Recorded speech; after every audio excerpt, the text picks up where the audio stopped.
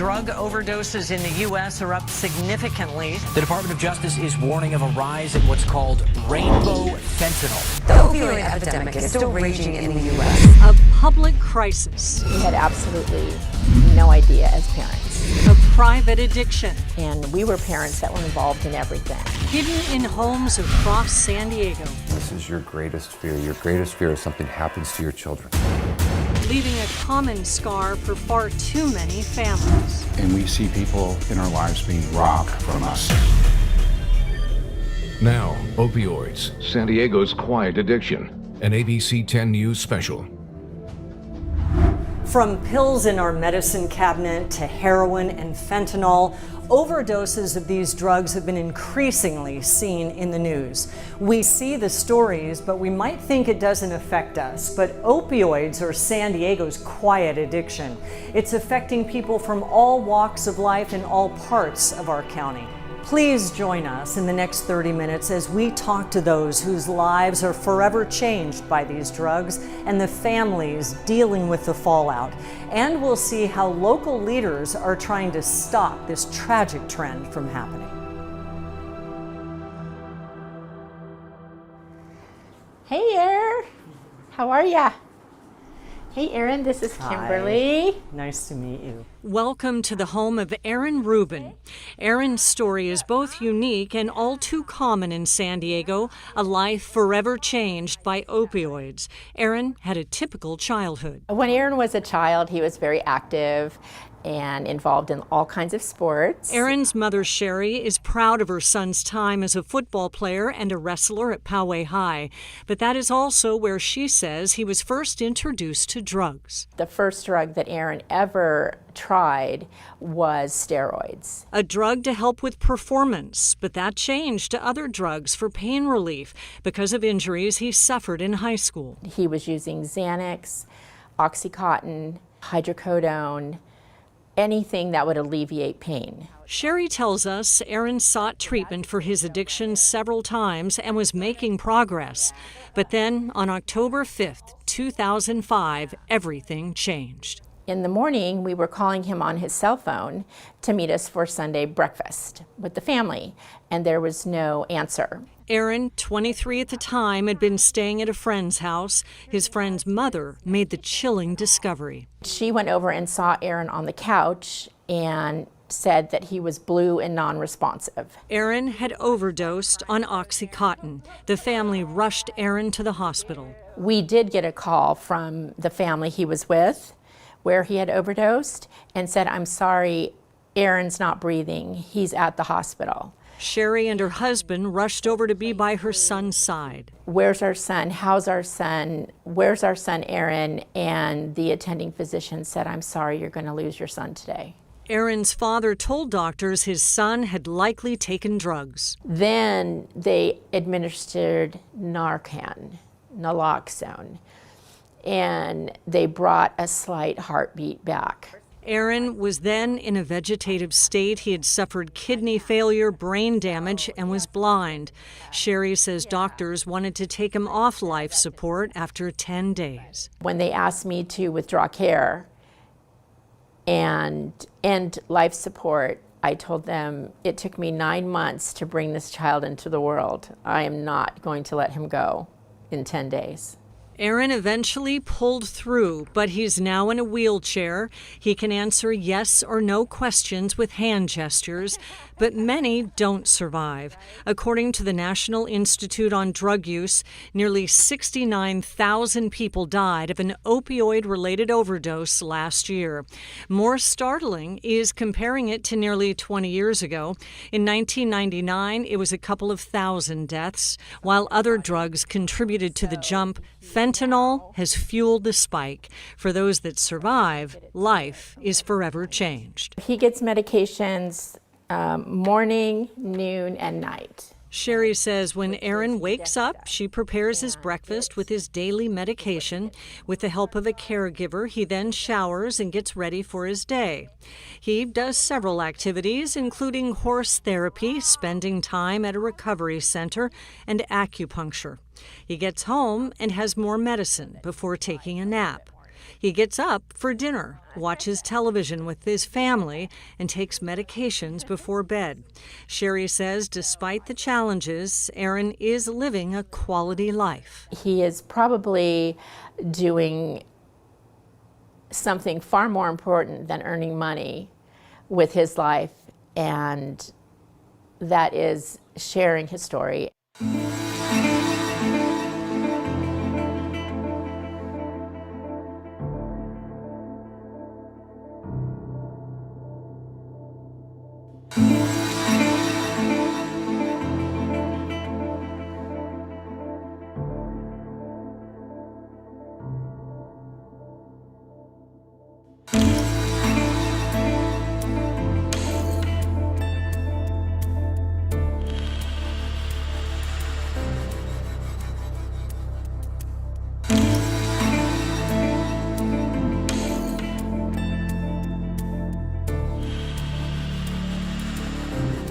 And the reality is we're seeing a significant increase. And the increase in opioid deaths has been going year over year for more than a decade. But it's really jumping now with the rise of fentanyl. And so we have to step in and we have to take action. And we have to do more and do it faster and do it bigger and do it better than ever before. And if all of our efforts, there's one life that gets saved, then I believe it's worth it. And it really is an issue that brings both sides of the political spectrum together. It's not partisan in the slightest. Look, these are our children, and we need to be there for them to make sure that they have a better future. What kind of work went into developing this plan? Yeah, the origins of this plan are really rooted in the action we took against Purdue Pharmaceutical. So the Sackler family and the Purdue company knowingly addicted millions of Americans to a fatal drug. And they did it to make money. I think they should be in prison for what happened. But the only recourse we had as a county was to sue them.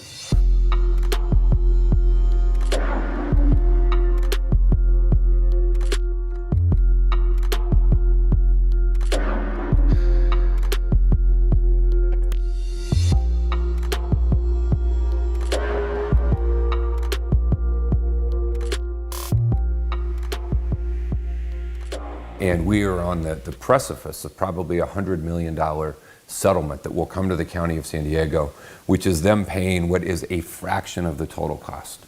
But nonetheless, these funds are likely to come in the next 6 months.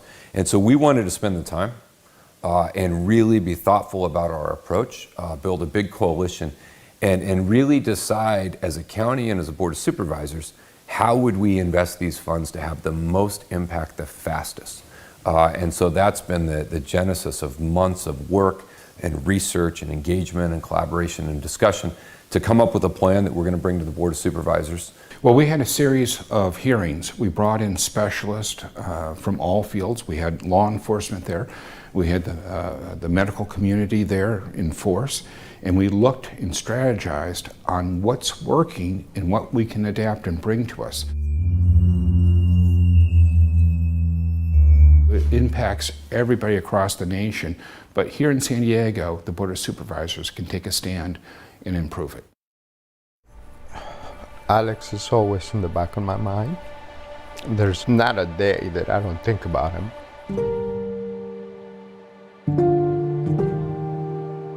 He used to kiss me on my forehead. I miss him kissing me on my forehead.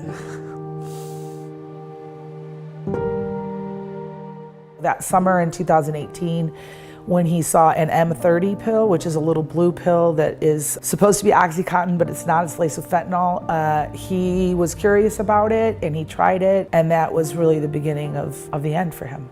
In Alex's case, OxyContin was a primer. Because of that is when he took this M30 pill. This is a deadly type of addiction that only has one way to end, and that is death. This was a kid that was social and he knows so many friends, really deep relationships, and he was alone all the time.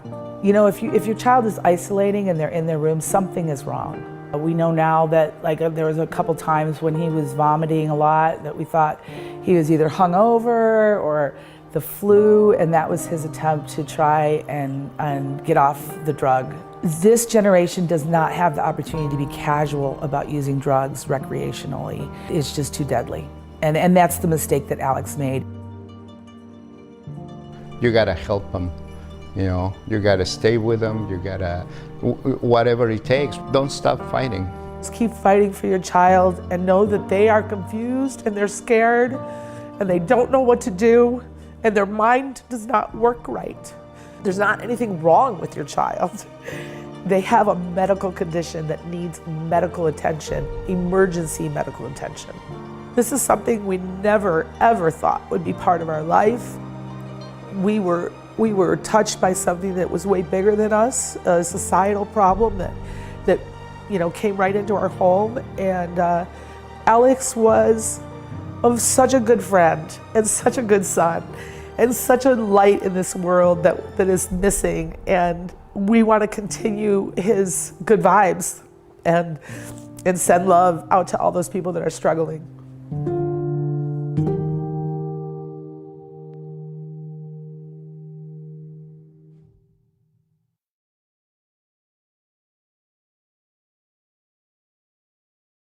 We know that over years cigarettes were a huge addiction. We saw cigarettes recruiting our young people, and now those numbers are down considerably. And much of it was because of what they call a truth campaign, allowing people to see the end results of that lifestyle.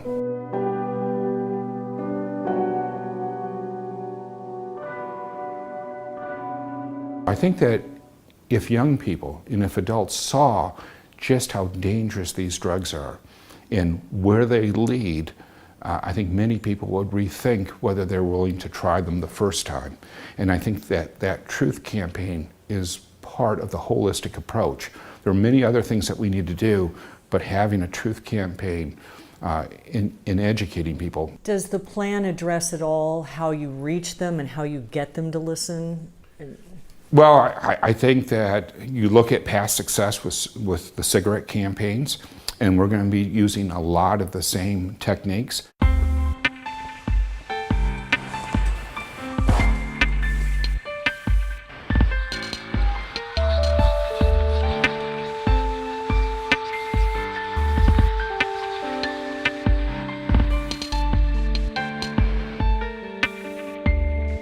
Who will be leading this campaign? Well, I think that we have a full medical team at the county. We're expecting to get some funds from a lawsuit, and that's why we're putting all the groundwork. Many of the communities receive the money and then say, what can we do? What we've done is get out there in a proactive way, and much because of Chairman Fletcher's attack towards this. And I want to support it too because it makes sense.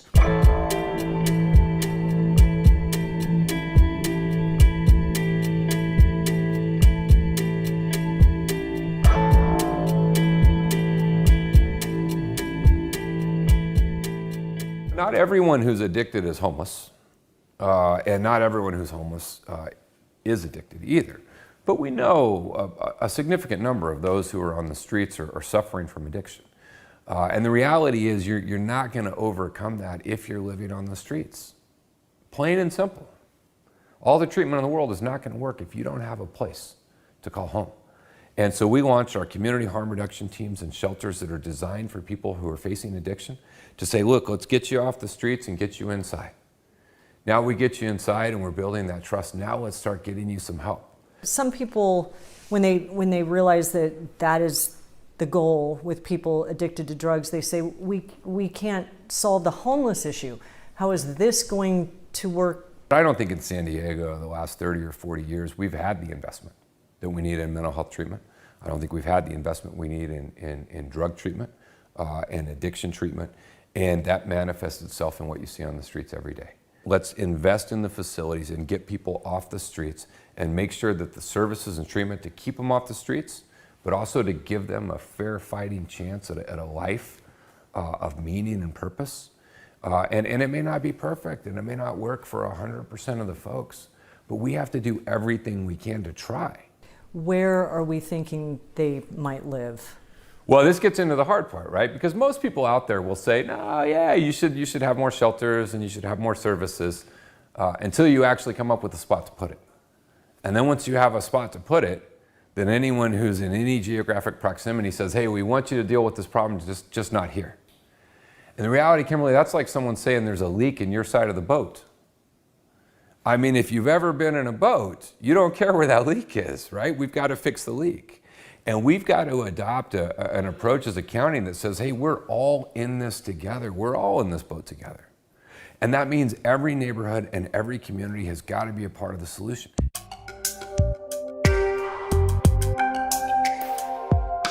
In general, it may take you a little bit, right? I mean, that person, the first time that they get talked to, we have outreach workers that go out, and the outreach workers will tell you, hey, the first time, they may be resistant. They may not be interested. So what do you do? Well, what would you do if it was your kid?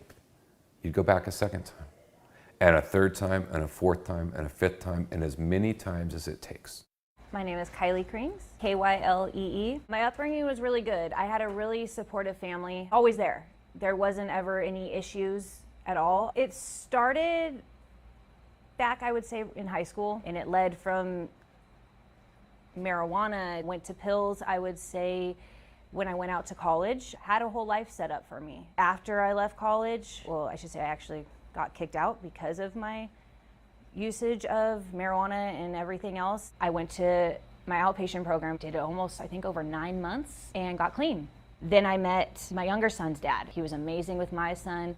Then he relapsed. 6 months went by real quick again, and I was full strung out again on heroin. You know, it went really, really fast. And then fentanyl kind of came into the story. I was so scared to do it. I was so scared. I was terrified. I even told myself like I wasn't going to do it. It got really, really bad. Fentanyl made me a whole different kind of person. We were selling a lot of stuff out of our house.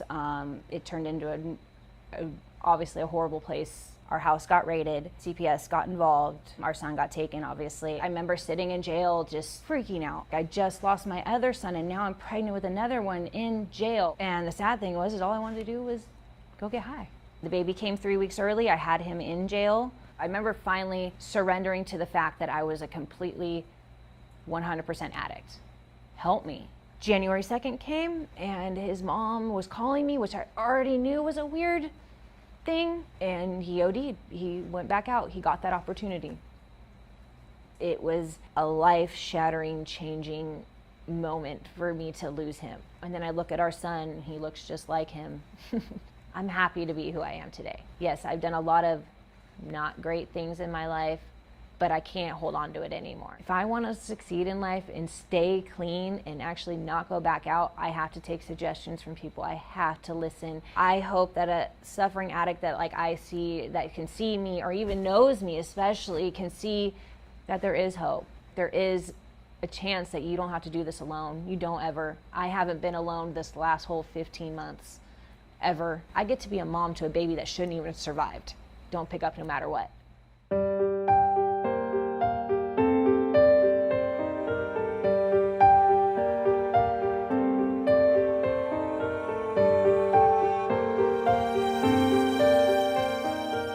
Harm reduction, you know, it's at times controversial, but it's the notion of meeting someone in a non-judgmental way. To say, look, you're facing addiction and we've got treatment options for you, right? And we want to get you in that and we want to lower the overall harm to what you're going through. Do you have an indication that people will seek that type of service? We do. It's interesting. And when you go out and you listen to folks, right, who are struggling, the brain is so consumed by the illness, the nature of addiction, that it's hard for them. They'll say, I don't want to do it.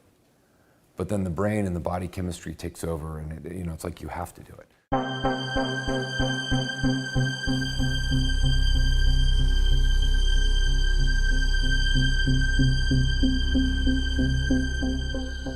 MAT is basically taking a medication that blocks the dopamine receptors that are craving that drug.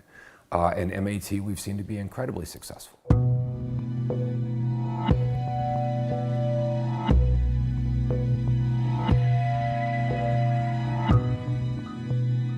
Now, when you want to open MAT clinics, You know, everyone says, well, we want you to deal with opioids, but just don't put any one of those anywhere near me. Well, that's the cycle of judgment we got to break. Someone who's going to get treatment for their addiction, that's someone we need to welcome in. And so we need to cite more MAT clinics. We need to have more options. We've got to have more places for people to go. And that's really a part of what we're trying to open up, because you can successfully come through this and come out the other end. We understand part of this is telling people how much fentanyl is in their drugs, but not taking the drugs away. Some people will look at that and say, well, now you're enabling the drug use. Yeah, this is where it gets controversial around harm reduction. You know, fentanyl, something that we'd rather you not do, but won't inherently kill you today, if laced with fentanyl, can kill you today. And so when you engage with folks and we say, hey, we don't want you to die, right? We want to make sure that fentanyl's not in there. And by the way, while you're here and we're talking to you, we want to talk to you about treatment options that are available. Those are things that actually save lives. Despite all the divisions and all the hostility and all the friction that's out there, there are still things that hold us together. You know, when you tune out the noise, people love their families and they love their kids and they still want the best for one another.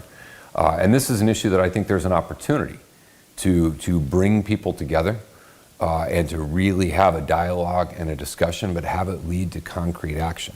Why is this a top priority for the county? Well, the numbers are staggering, and they're getting worse all the time. And we see people in our lives being robbed from us. And so it's time for the county to step up in a meaningful way.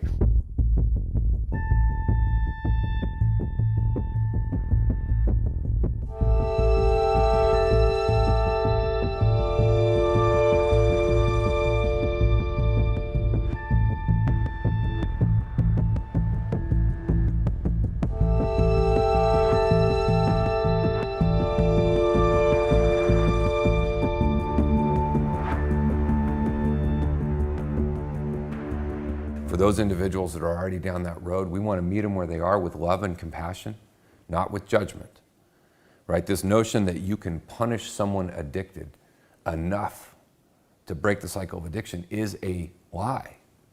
It is a myth, and it is underlined U.S. policy around addiction for the last 50 years, and all we've seen is an increase in overdose and death. We got to change that cycle. This is an illness, and we need to treat it like an illness. We need to treat it like we treat diabetes. This is not just the homeless on the street.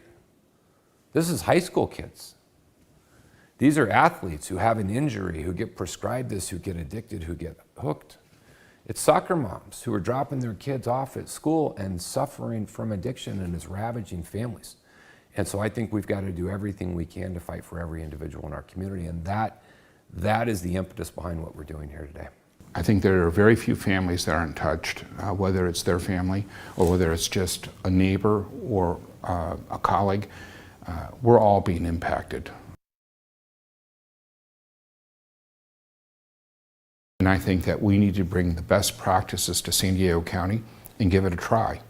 But at the end of the day, we can't continue on the path we are because we're failing people. And I don't want to fail anybody in San Diego County. If what we have been doing was effective and was working, we wouldn't see the increases we are. And so it's my hope that we can really move forward and never lose sight of what we're trying to do. And what we're trying to do is help that one family not go through the eternal grief of having lost a child. And it's heartbreaking.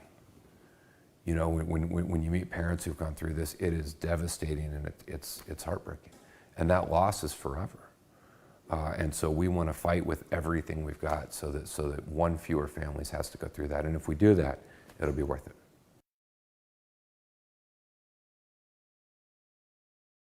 What they do is they don't wait for people to come and ask for help. If you go to the hospital or any medical location, clinic, and you're going through an OD, they have somebody up here who is familiar with it, who has gone through the same thing there with you. So when you wake up, we're immediately talking about how do we address this issue? How do we do it in a meaningful way when the person's most apt to be to listen, right? 2 weeks, 3 weeks later, they may be back in the same pattern And we want to break that life cycle.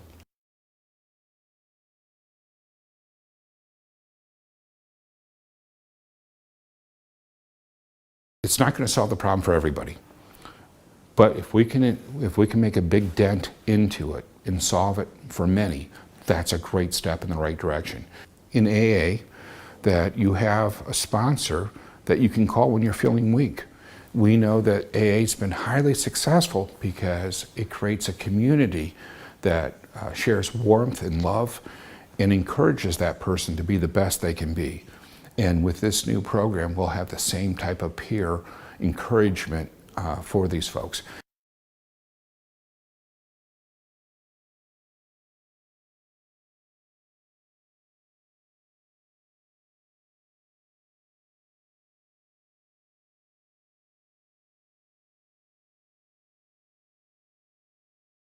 A person ultimately controls their own destiny, but I believe having a peer there at a moment when you're weak to help build you up and give you the confidence to take a better path, I think that's important. And having somebody who's gone through it, who can say, look, I've been in your shoes, I've been on that gurney, I've gone through this, and I'm changing my life, and I want you to have a better life too. I think these are all powerful elements. We've seen it successful with alcohol, and we've seen it successful in New York. And I think that we need to bring the best practices to San Diego County and give it a try.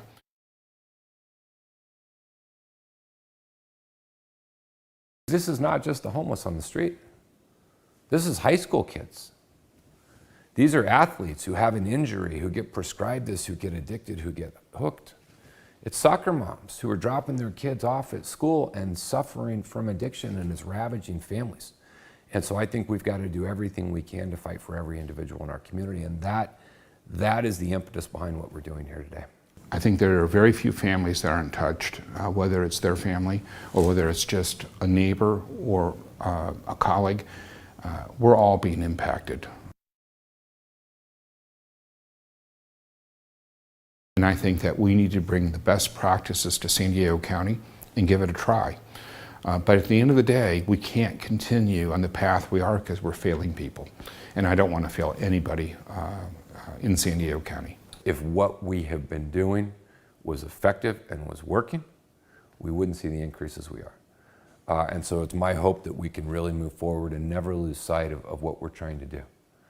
And what we're trying to do is help that one family not go through the eternal grief of having lost a child. And it's heartbreaking. You know, when you meet parents who've gone through this, it is devastating, and it's heartbreaking. And that loss is forever. And so we want to fight with everything we've got so that one fewer families has to go through that. And if we do that, it'll be worth it. We want to thank Aaron and his mother Sherry for opening up their home and their lives to us. And we hope that Aaron's story and the others that we've shared with you this evening will help you to understand San Diego's quiet addiction and what local leaders are trying to do to make a difference. If you or someone you know is suffering from addiction, please go to 10news.com and click on the Resource Center for a guide to get you help. Good night.